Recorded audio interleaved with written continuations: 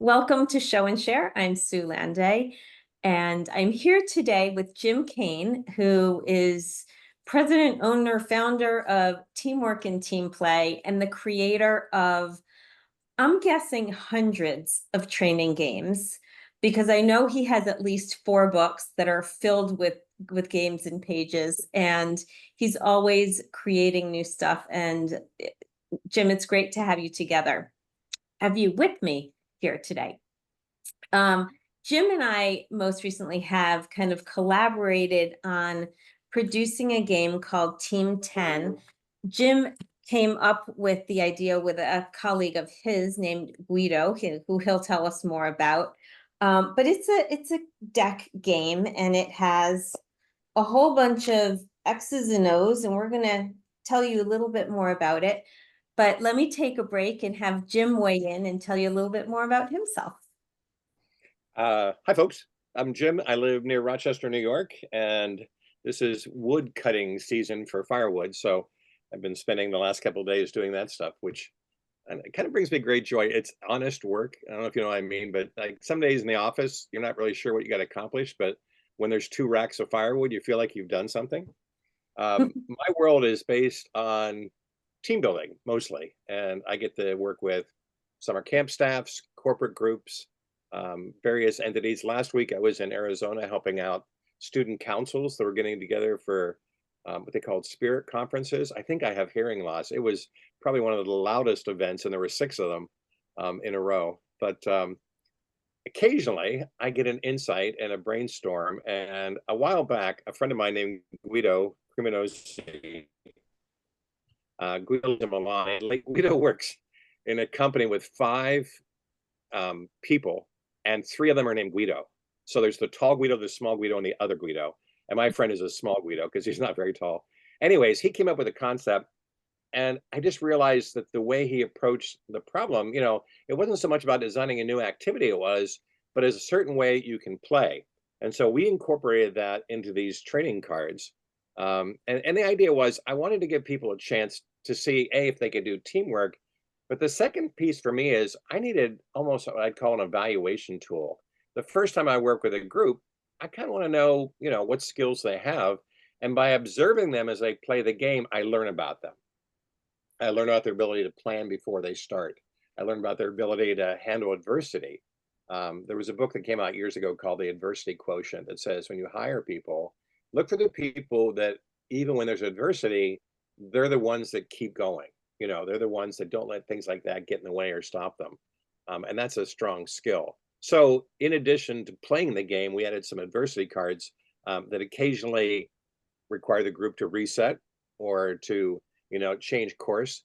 And again, it's interesting to watch how they play that. And I organized this kind of theme for this activity in January this year.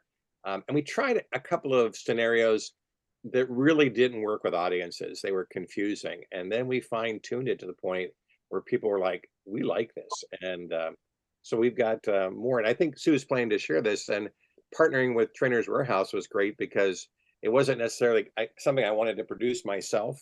In fact, a lot of my early versions were done on pieces of cardboard and index cards and drink coasters and other handy materials. But it's great to work with a group like Sue's that kind of prides itself on producing a professionally produced product.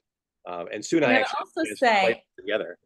yes, we have. And Jim has tested this game around the world, literally. This man travels more than anyone I know, and has brought it to Europe and Asia and Florida. Not a country, but who knows? I brought it to Mongolia this year, and luckily X's and O's have significance, so people understood. We translated some of the adversity cards, but everything else worked fine. And the most recently, I did it in Hong Kong, and people seem to enjoy it there. I think it's a simple game, but it's got kind of profound results, which is I think the joy of any training activity. It doesn't take too long. You can play it multiple times, and I just like the way I learn about the group and how they approach a problem. So Jim, let's Sue? jump in. I'm going to do a screen share. Let me do kind of a a quick intro of the game, and then you know, you can kind of jump in also. So here's Team 10. I put it together as a PowerPoint so I could show you, but then I think we'll probably break away and give it a try.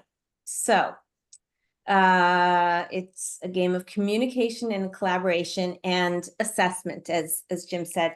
Now, each of the cards I'm showing you in terms of the setup of play is one of the cards that we actually do have. So so you have some basic instructions here. It's for 2 to 12 players. In this basic game, you're going to set up and lay a bunch of cards face down on the table.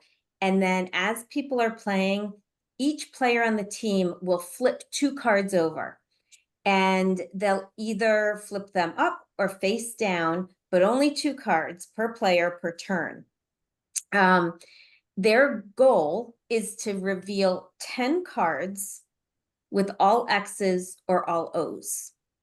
The trick is they can't have more than 10 cards face up at a time. And they don't know whether they have to collect X's or O's, because there's 18 X and O cards on the table. So that means when you set it up, you're going to need to have, so there's your, that's how you set it up. Like they're all scattered around. If I were to flip all of these over, you'll see here I have 10 X's and 10 O's. And there are these disruptive word cards, scramble, swap. But the players don't know which one there are 10 of. So as they're looking at this, you know, layout of cards, and they're all in mismatched directions, kind of that's the overall goal of the game.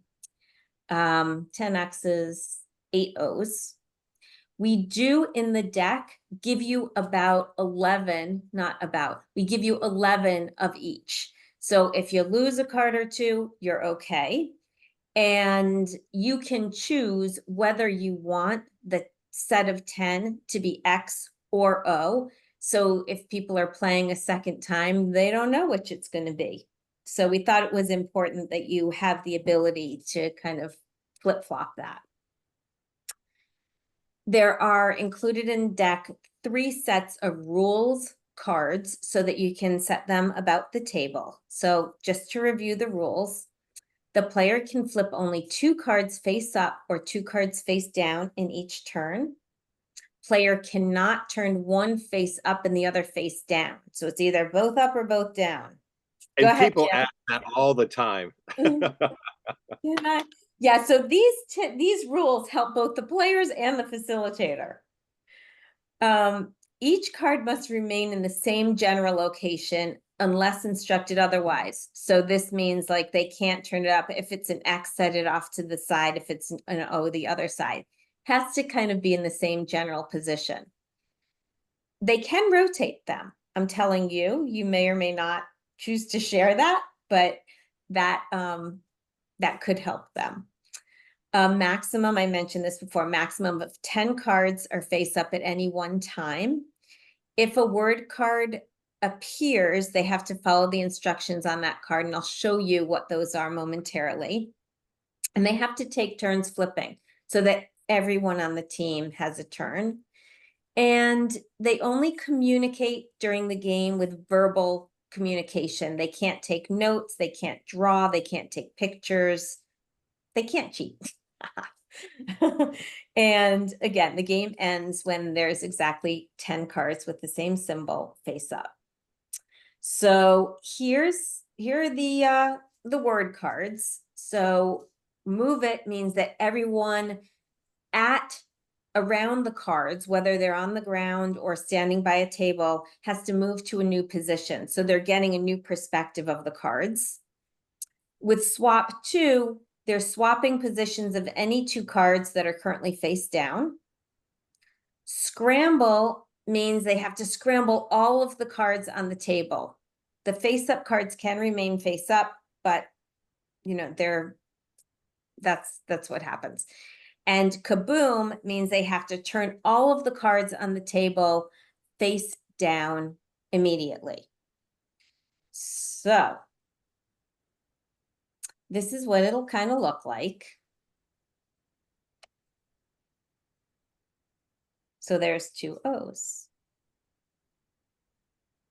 Then maybe the Okay, next. can I just say the graphics are really cool? Now we have a virtual version. Thanks for that. I can't flip them over though, but this is so that's an example. Two cards per turn, and they each, all of the players are taking turns. So we can play this together. Let me just see how many of us are on. I think we've got like 5 people. May I ask a question? Of course. You know, you always got one of those students that's always got to be asking these questions. But I'm as so you glad. but as you were progressing through, so since we started with the cards all face down and you progressed through and turned them up, but again, the next player could very easily have turned them back down, correct? Exactly. Okay, just wanted Yep. to make sure.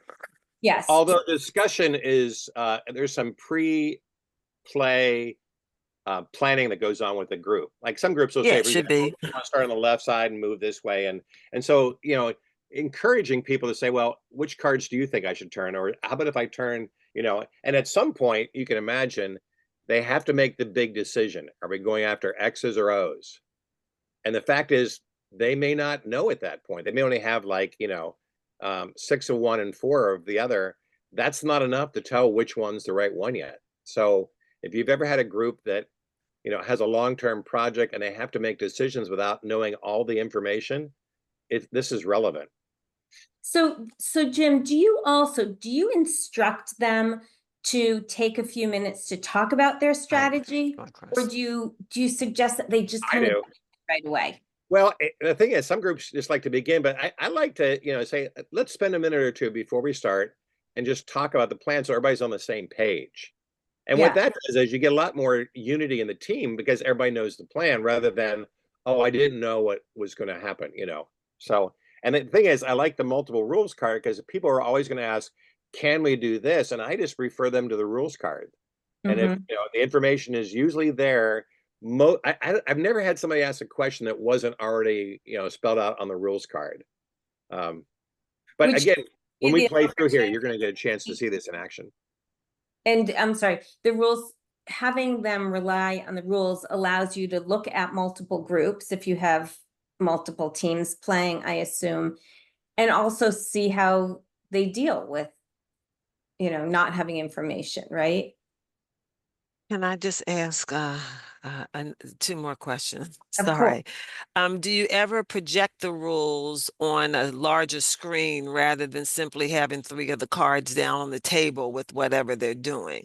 I think if you had multiple groups playing in a room that had that capability, that would be fine.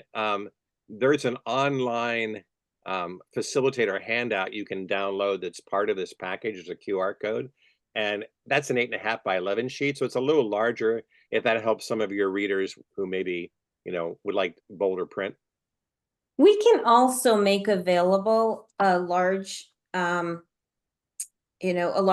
of the rules that you could project. We don't have that as part of the deck, but we could certainly make it available, as a download, or again, Jim, as part of those instructions that you access through the QR code. Okay. And I guess the other Sure. comment I just wanted to make was that, oh yes, Yeah. was that there's some benefit to not giving them the prod to collaborate ahead of time, just to see how the dynamic of the group comes together to figure out, hey, maybe we should be talking about this instead of just launching into this idea and that idea. But Kathy, you are at that level of facilitation working with groups where there's almost a psychology involved in this one. It's more than just observing or facilitating a group or being a game master. The idea is you can perceive things. So if you were to come to me and say, well, which way should we do it? Should we ask them to spend time planning or not?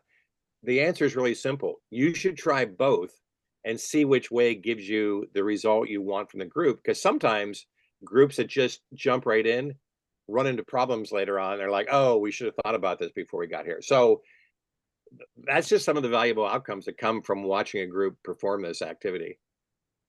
Great. So I've created this in PowerPoint in a way that I think we can play together online.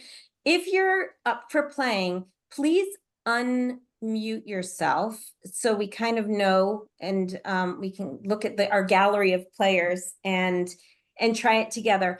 I've put numbers by these so that you can tell me, because you can't do it. I can I can do this. And I'll see how it works. I might have a trouble with the swap cards, but let's give it a whirl. So okay. Kathy, do you want to tell me 2 cards to swap over? I'm just going to kind of run down my name list. Okay, you can turn over 1 and 5, please. Okay, so 1 and 5. Uh-oh. Kaboom. Okay, so kaboom again means that we have to move everything around. I'm not going to do that because I can't do that easily in PowerPoint. And we also haven't turned over the. Hey, Sue, kaboom is everything's face down. So just cover those. Everything's face down. Oh, Yep. okay. All right, thanks. I'm not looking at it right now. You know better. Okay, kaboom. Did we mention this is brand new? What's that? Yeah, I need, and I can't see that. It's too small for me to see. Okay, keeping me honest here. This is good. All right, Nora. I like 3 and 6, please. Oh. Oh. Oh, Hey, everybody, let's do zeros. Okay, Jillian, you're still on mute. Jessica? Do 11 and 9. 11 and 9. Uh-oh, there's my competition. Okay. Lisa. Okay.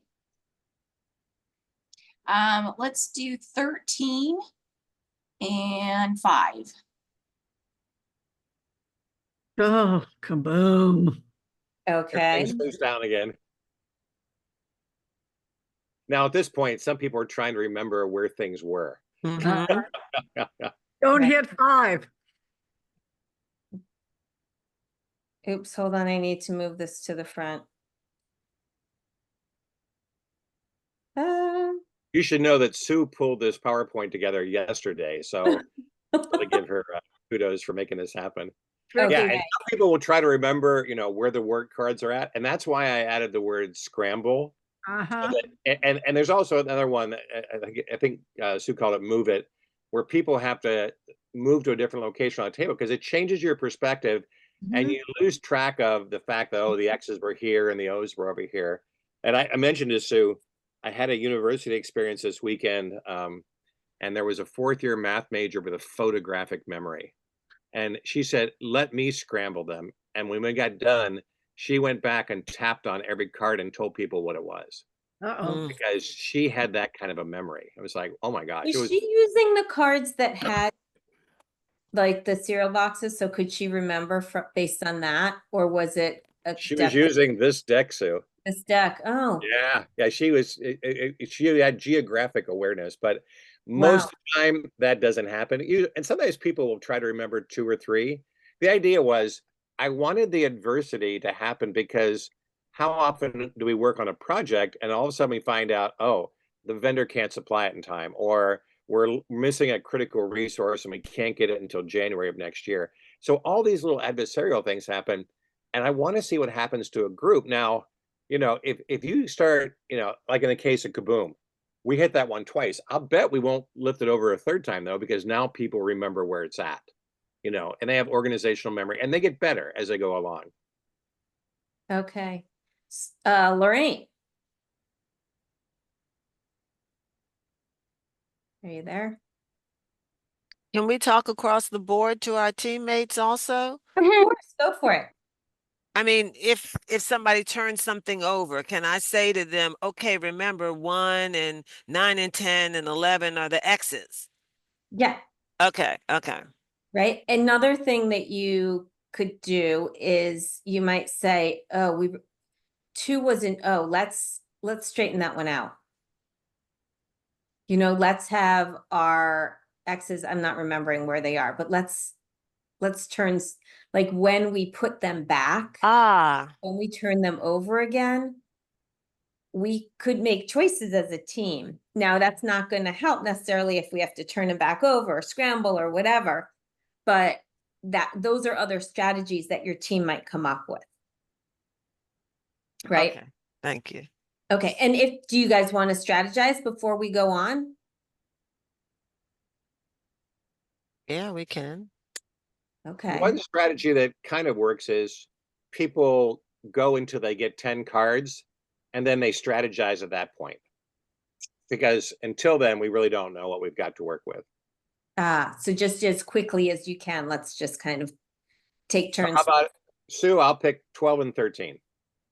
Okay. And I'm going to say 13 is an X. Mm.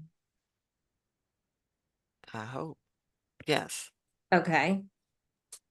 Lorraine, I think you're next on my, either Lorraine, if you're not, you may be away from desk. Natalie? How about 15 and 17? Okay. And 17. Okay, so now we all have to move, which I'm not going to do. Hey, wait a minute. Can we do that on screen now? Yeah. Everybody reach over to your picture and move it to a different location. You can do that. Can There we you go. do that? Yeah. Just Oh, click on that's- your picture and you can moving. drag it up and down. And you can be in a different place. Okay, Rob, Leah, Angela, do any of you guys want to take a turn, or should I go back to the top of my list?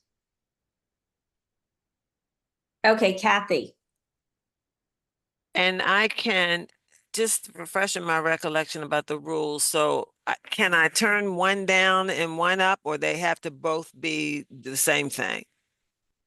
You Okay. have Or to 2 say, down. Both the same. Okay. All right. So then I'm going to turn 1 up and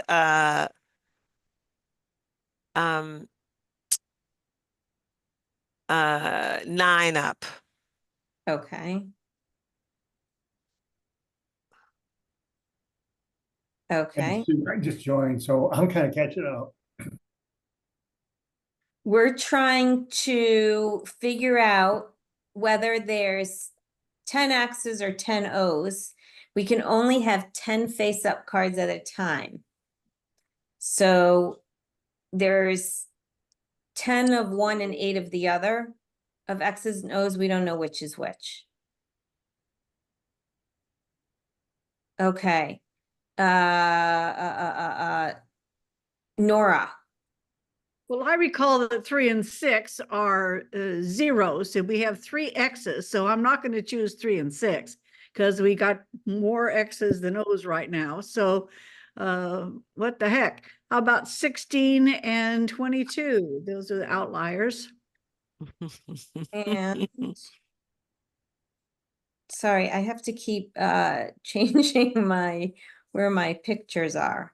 Okay, so now we have 3, 4, 5, One 6, X out of 7, that. 8 faced up. Okay, Natalie.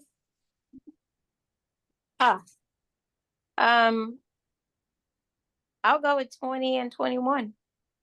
Okay. Oh, we're still coming up pretty 5 and 4. And at this point, we've reached 10 cards. So the next move will be to turn 2 cards down. And again, I would encourage some discussion about what the right 2 cards are to turn down. All right, I know 3 and 6 are zeros. So So- we got to decide, do we want to go X or O? And I'm thinking 10 and 11 are X's. So either one, like you Right. say, we can But go with the that's early zeros. All right, well. So how sh- maybe turn down X's, 2 X's, because then we know where more X's are. Yeah. than And if we O's. did something like the 2 corners, 1 and 22, it might be easier to remember. We have to turn so turn these back. over. If that's what And we're going for Natalie O's. recommended to turn over 2 X's, and we could remember not to. I don't No, remember the whose corners. turn it is, but I'm gonna go with that being your turn, Lisa, okay? Okay. Okay, and here we go. Okay, so Jessica, I think you're up. And if you're going for zeros, 3 and 6 are winners. So we know 3 and 6 are zeros. So we know that. So let's try and figure out what the other ones are. How about 7 and 8? Yay. Oh, we're on a roll. 2, 3, 4, 5, 6, 7, 8. That's All right, close. so we know where eight O's are because we know 3 and 6 are O's. Mm-hmm. So we got to find the other 2 O's. And we know 5 is kaboom, so stick away from that one. Yeah. No kidding. Okay, Jillian, Leah, was- Angela, We got to turn some over now, though, don't we? 4, 5, 6. Yes, we do.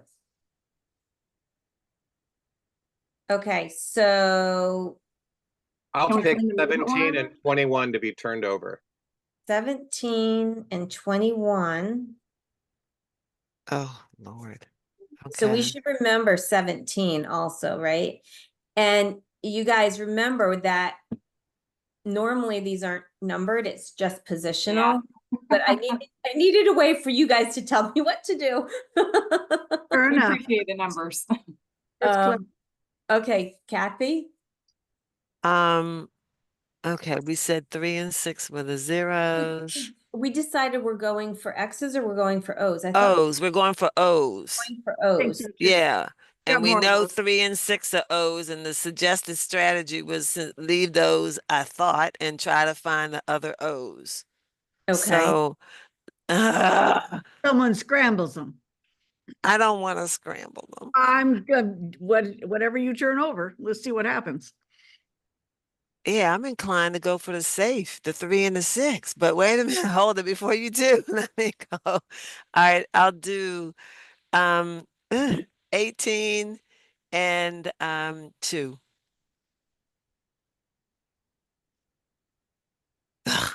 What is that? Dang it, scramble. Wait, Scramble. turn over But we're 2 just too. scrambling ourselves, so that's good for this purpose. Okay.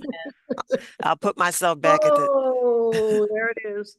Okay, good. Scramble in a with a card version is to move all the cards around. Face up cards stay face up, face down cards stay. They don't flip, but I originally called this tornado, and you get the idea. So let's just imagine we did that. But so now we have that piece, and 1 and 22 that we know are X's. Probably wouldn't know where those are anymore. Yeah. Oh, so you leave the cards as they are, you just scramble them. So you leave them face up or face down. Correct. They don't flip over. They just okay. move. Position moves. Yeah, so it would sort of be like, oh, I can't do it with this. Yeah, that's okay. So It's just PowerPoint. Right. You're doing a great job with this game with PowerPoint. So let's pause for a second here. The reason I bring this up is I discovered after, playing this probably 24 times, there's a critical moment where the group has to decide, are we going after X's or O's? And I'd kind of heard we were going after O's, but then even Sue had asked, did we make a decision about that? And sometimes it's what I call an aura of consensus. Oh yeah, we agreed. Well, not really. I mean, I don't know that there was consensus in this group to go after X's or O's. It just kind of happened that way, kind of systemically within the group. So all I'm saying is that's a major thing. And that's something you can talk about during the debrief was when we reached a major milestone and we made a decision, was that a group decision or was that one individual? How does that play out in a group? And moving forward, how do we want to make decisions as we continue? Right. And do you do that, Jim, while you're facilitating? You sort of keep throwing in the real life. If we had a project as a group, do you throw in that language? It's what they call the transfer. Learning how to play this game well in a training scenario is one thing, but when you can take these skills back to your workplace or family life or, group and use them there, that transfer turns it into more than a game. I think it makes it valuable. people are bet. like, oh yeah, that happens to our group all the time. Okay, well, let's talk about that. And what I know of from the world of That's team fun. building and the activities that I use is all these activities do is open the door to have a meaningful conversation that matters to the group. That's right. So if today they're talking about how, are we really making decisions by consensus, or are we just listening to one person? How do we want to do that in the future? That could significantly alter, the character and the way that group functions, the Mm. culture of an organization. Do you have some like instructional objectives or outcomes that could happen in various situations? Yes, I see you do. And the facilitator guide that's available on that QR code we had mentioned goes into a lot more detail. There's only so much you can put on the card, but we wanted to post that handout so you can look at it as a facilitator and be even more prepared, because there's some things that typically happen, like some groups forget to count and they get to 12 or 14 cards up and they realize, oh, we didn't follow the rules here. So that brings in an ethical component to what's happening. And so Does it, or do I get to say, well, I was thinking outside the box? I think I hardly ever am a quality control director for a group. I ask them to do that feature themselves. Right. And so I push that. In other words, they look at me and say, is this okay? It's like, let's check the rules. I want to turn that around and put that impetus on them to make ethical decisions. Good. May Well, I just, I ask because some of us work for training organizations where we can't just play games with people. We get paid to improve workplace performance. So we need to find some way, and I can see right here what it would be, to translate with this audience, in this context, with this learning outcome in mind, this is how this game's going to work. So we'd have to do that kind of translation to present it in a way that we would be allowed to be paid to do this work. Is that too crass to say that out loud? But I mean, I No, can't just, that's what it's all about. I work through a university. I don't get to just come in and play games with people. That would be fun, but that isn't what they pay me to do. They pay me to enhance workplace performance. So I'd have to find a way to, and it would not be hard. I can see this right now, all the different ways this could work, but I can see I'd have to do the languaging to propose it as a strategy to work with. I like the experiential component personally. I like the idea that we can use an activity to explore these concepts, and it's even more meaningful than 10 pages of PowerPoint on the same subject. Amen. Amen. Death by People PowerPoint. already, in other words, think back to this group right here. Did we decide X's or O's? Or think about how that happened. And when you start to analyze that, you quickly realize, oh, maybe we need to be more considerate of the opinions of other people here. Did everybody's voice get heard? And so all these things, this activity opens up all that possibility. And we haven't even got to the review and reflection, which we can talk about here too.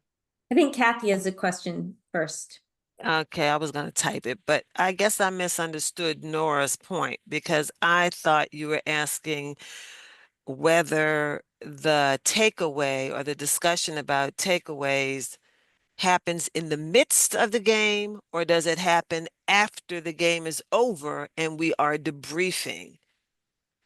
All the above, Kathy. If you see an opportunity, I've stopped activities in the middle because something significant happened in the group. Typically we complete the activity, then we look backwards and we kind of do the debrief at the end. But if I saw a significant moment happening in the middle, I would have no qualms about it. And that's why I like facilitating this group, one facilitator per group. I can run multiple groups. I've run as many as 50 at one time, an extremely large group. But that didn't give me access to all the groups in the depth that I would like. So, I think as a facilitator, maybe a maximum of about 4, is something you can easily handle. And if you're one-on-one, I just think you hear a lot more of the comments that are happening and you can draw those out. And it may be a mix of, the start and stop during the game, depending on what your goals are, what takeaways you're hoping to achieve, what comes up, and then kind of going back to those debrief questions. I'm just going to come back to this slide one more time. Sorry for jumping around.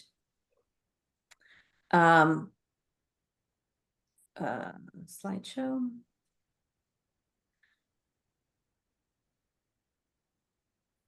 So there's questions that we also provide for you for what you can ask to address what happened before the play. Did you plan? What recommendations? How did you engage people? How did leaders come out?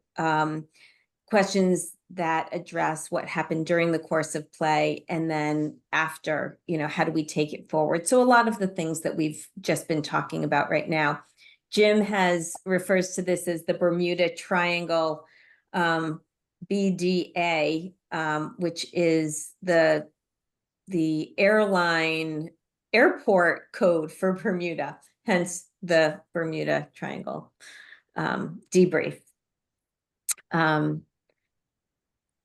So we do kind of give options both for takeaways, learning objectives as you're setting out to think about using the game, but then also how am I going to facilitate this?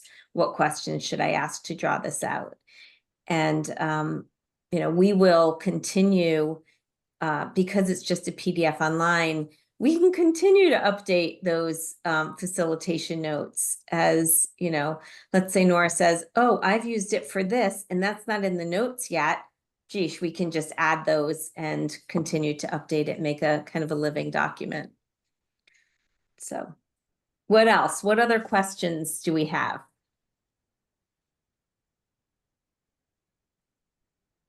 So when you're facilitating this, I know that Jim said that he's done I don't know if you meant as many as 50 groups or 50 people, but say that you have a smaller group of, I don't know, 16 people, and there's, 4 at each table. Do you let them do this simultaneously by themselves, or do you go one at a time with each table so that you can kind of keep pulse on what's going on? Here's an example. I had 10 groups recently, and I asked for 10 people to come up. I quickly taught them the game, and then they went out and facilitated it. And I was teaching them that game while another thing was happening within the group that didn't need my immediate attention. So I was able to bring them up. They facilitated it, cards down. They had the instruction sheets. You can see I like the simplicity of the game. It's not overly complex, but I think the outcomes are profound. So yeah, it was fairly simple to get a larger group to work. Let's say you do have 50 people, and what would be your optimal number of teams or people per team? We say that you can use as few as 2 people, as many as 12, but would you say like 6 to 8 is ideal? Or do you like the idea of having a 4-person team? Like, how do you think about that decision? I think if you get a group bigger than about 15, some people hide. You'll never hear their voice, And if you have a group that's small, like 4, I personally, I like groups of 8 to 12. That for me is an optimal number. It fits around a table. People can see what's happening within the group. You may have a different requirement, in your training classes and how many you do. If I had more than 15 people, though, I would have 2 decks. Okay. And I'm looking at, actually, you said, Jim, that I'm seeing your chat that people ask if it's possible, which leads me to another question of, sure, it's possible, but how much time does it usually take? And, how much time would you allot for this activity?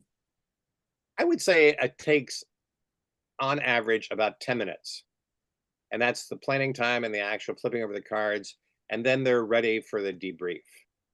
Some groups will struggle, and those are the ones who say, hey, is this really possible? And here's what I know. Until you get 9 cards of either X or O, you don't know which one's the right one. Because again, there's 10 of the correct one and only 8 of the other. And the deck lets you pick whether you want to have it. In other words, you load the deck with 10 X's or 10 O's, so you know what it's going to be. But sometimes groups get, frustrated or and that's relevant. That happens in real life too. Oh, we thought it was O's and it turns out that it was X's. Now we have to go back the other way. I did this with the police department in Bermuda, which is why the Bermuda Triangle is in the debriefing technique. And the chief of police was pushing for O's. And then at one point they were almost where they would have realized that was wrong and they switched to the other one. And somebody goes, it was like running the 100-yard dash and getting to the 99th yard and then turning around and going backwards. And you could hear within the group, there was some frustration about switching, choices and things like that. So again, all these situations create great conversation within the group. And do you wait until they find a solution, or are there times at which you say, okay, we've given this 10 minutes, let's talk about it? I look for a teachable moment. If something happens and it creates a teachable moment, then it's worth talking about whenever that is, beginning, middle, or end. If I had a group that was frustrated, or incapable, I would say to them, okay, tell you what, let's set the clock. We'll give you 2 more minutes. Do your best to find an answer.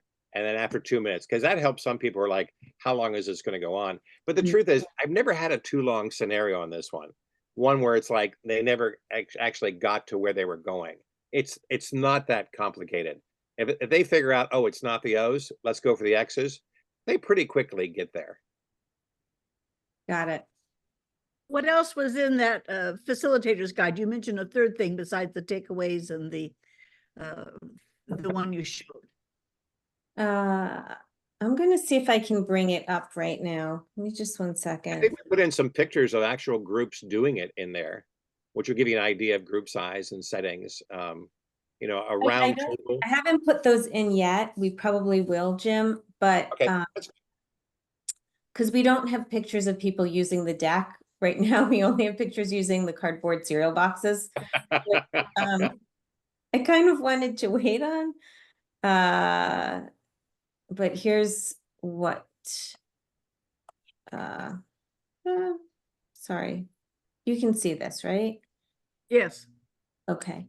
So, some of this is what's in the cards also. The setup, the rules are reiterated here, so you can have your I own. like that part, the answers to common participant questions right there at the bottom of that page. That's a lot of what people ask me, and then they'll ask you, well, which one is it, X's or O's? And you have to say, that's for you to figure out. That's for you to determine. Mm-hmm. Debrief, takeaways, and then some variations where we talk about time limits, where we talk about the scramble cards. So, and these are some of the things that, Jim, based on our conversation here, I might add some more of these kind of tips and, how to tease out, these teachable moments, as you say. The thing I discovered about this is sometimes you do an activity, it's like, okay, this is a communication activity. This is a team building activity. This is an icebreaker. I start this game, and quite frankly, there are multiple outcomes that are possible. Like I said, we could get into a whole discussion about how do we make decisions, or how do we make sure everybody's voice is heard? How do we make sure everybody participates? So there's lots of possible outcomes. And as a facilitator, you can steer it in the direction by asking, talented questions about that. But sometimes, the unknown element in any training situation is the participants themselves. And sometimes a small comment like, oh, that would never happen in our workplace, can lead to a meaningful conversation. And it's fun when that kind of stuff. I just was in Iowa recently. I had 300 pharmaceutical workers who were in the 4-H building at the fairgrounds. It's the only building that was big enough for a group that size. And they gave me 12 minutes to do team building. I was supposed to have an hour, but the first speaker talked way too long. Anyways, long story short, the conversation that came out of that, just the simple things we did, I think had significance for the group. If you've ever done a training where people walk in and they're like, hey, you're not going to make us do X, whatever that was, it's because somebody did. Somebody put them in an uncomfortable situation. I think this is just a simple scenario. And you don't even have to tell them it's an evaluation activity. And part of the reason I bring that up is Fisher Toy Company, Fisher Price in Buffalo, New York, still has the room with the one-way glass mirrors where they get to watch kids interact with their products. And they learn about them by how they play together. And they have a big checklist that says, is this toy for one child or for two? Can multiple kids play? Is there any danger in this toy? Can it be used as a weapon? They want to know, are our toys safe? So the ability of you as a facilitator to learn about your group, this is what I call a next generation team building activity, because it allows you, the facilitator, that opportunity to find out about the skills of your group. Thank you, Jim. That's a great way to wrap up. I know we're way over.